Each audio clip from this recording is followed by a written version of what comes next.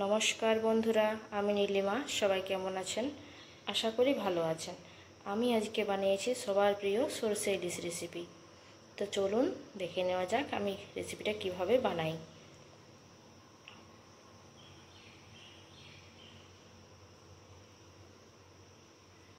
সরষে ইলিশ বানানোর জন্য মাছগুলো আমি ধুয়ে নিয়েছি। এর মধ্যে দিয়ে দেবো লবণ আর দেবো হলুদের গুঁড়ো।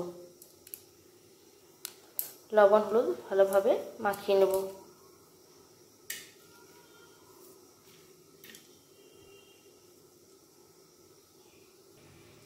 লবণ হলুদ মাখিয়ে নিয়েছি। 10 মিনিটের জন্য আমি রেখে দেবো রেস্টে, তাহলে লবণ মাছের মধ্যে ভালোভাবে ঢুকে যাবে। আমি একটা মশলা তৈরি করে নেব। তার জন্য আমি সাদা সরষে নিয়েছি, কালো সরষে একদম কম ছিল। কালো সরষে দিয়ে বেশি ভালো হয়।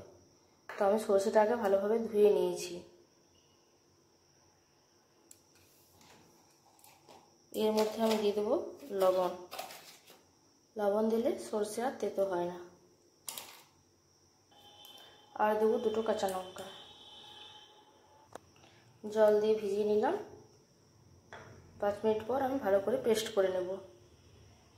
সরষেটা ভালো করে পেস্ট করে নিয়েছি। তারপর আমি ছাঁকনি দিয়ে সরষেটা ছেঁকে নিয়েছি ভালো করে।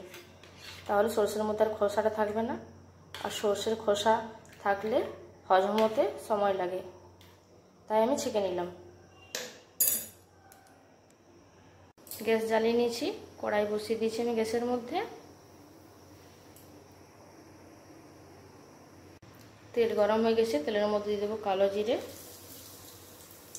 আর দিয়ে দেবো 2টো কাঁচা লঙ্কা। কাঁচা লঙ্কা আর কালো জিরে ভালোভাবে ভাজা হয়ে গেছে। তেলের মধ্যে একটা খুব সুন্দর গন্ধ উঠেছে। এরপর আমি এর মধ্যে দিয়ে দেবো হলুদের গুঁড়ো। এর মধ্যে আমি দিয়ে দেবো জল।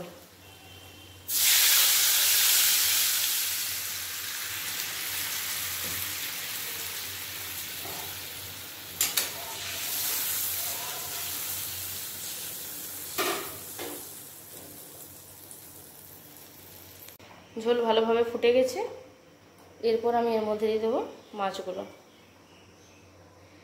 ইলিশ মাছ রান্না করতে একদমই সময় লাগে না।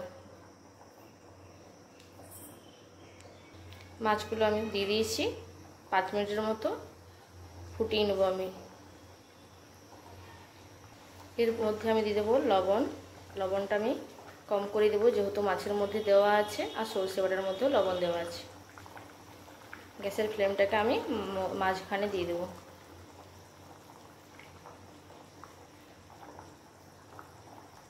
পাঁচ মিনিট ফুটিয়ে নিয়েছি। এরপর আমি এর মধ্যে দিয়ে দেবো ছেঁকে রাখা সরষে।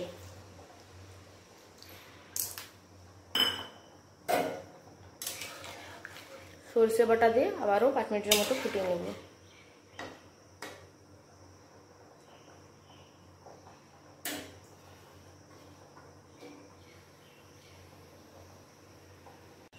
তিন থেকে 4 মিনিটের মতো আমি মিডিয়াম আঁচে মাছটাকে ফুটিয়ে নিয়েছি। এরপর আমি মাছের পিসগুলো একবার করে উল্টে দেব।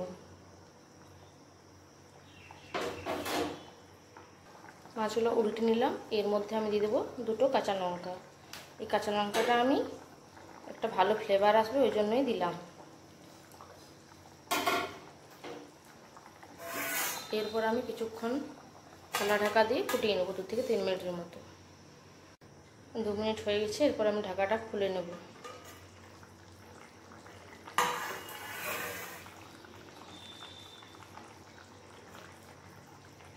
রান্নাটা আমার হয়ে গেছে।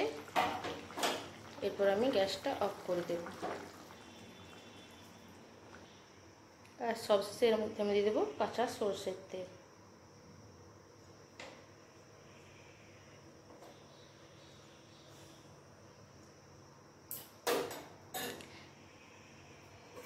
আবারও 2 মিনিটের মতো ঢাকা দিয়ে রেখে দেবো আমি স্ট্যান্ডিং টাইমে। তারপর দেখাচ্ছি। এই দেখুন বন্ধুরা, আমি সরষে ইলিশ একটা প্লেটের মধ্যে তুলে নিয়েছি। তো আজকের এই রেসিপি কেমন লাগলো বন্ধুরা অবশ্যই কমেন্টের মাধ্যমে জানাবেন। আর পুরো ভিডিওটা সব করে দেখবেন, আশা করি ভালো লাগবে। সবাই ভালো থাকবেন, সুস্থ থাকবেন। আজকের মতো বাই বন্ধুরা, আবার দেখা হবে একটা অন্য ভিডিওর সাথে।